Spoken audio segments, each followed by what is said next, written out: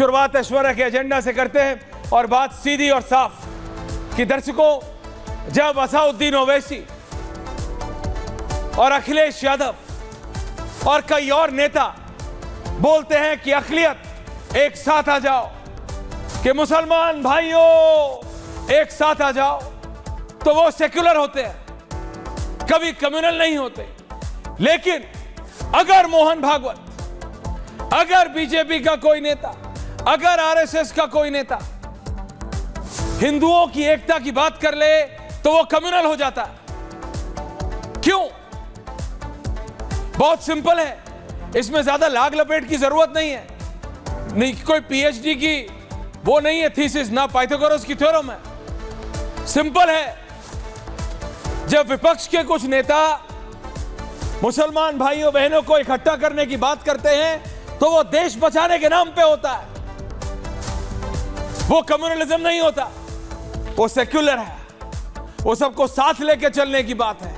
वो है कि देखो अक़लियत की बात कर रहे हैं। लेकिन जब मोहन भागवत बिना कोई किसी को भड़काए, बिना किसी को टारगेट करे, बिना किसी के ऊपर आरोप लगाए हिंदुओं की एकता की बात करते हैं तो वो कम्युनल हो जाता है।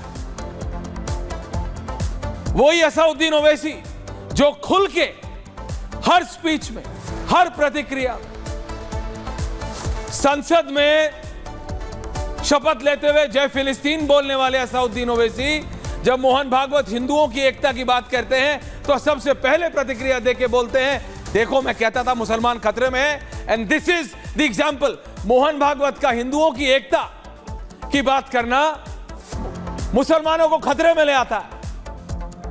आप जो पिछले 40, 50, 60 सालों से मुसलमान एकता की बात कर रहे हैं कि मुसलमान भाइयों बहनों एक साथ आ जाओ, वो तो कभी किसी हिंदू नेता ने नहीं कहा कि आप हिंदुओं को खतरे में लाने की बात कर रहे हैं।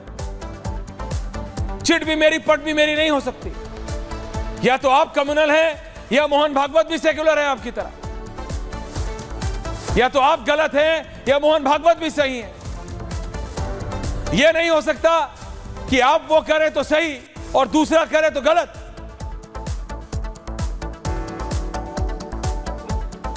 ये देश है, हम भारत में रहते हैं, हिंदुस्तान में रहते हैं।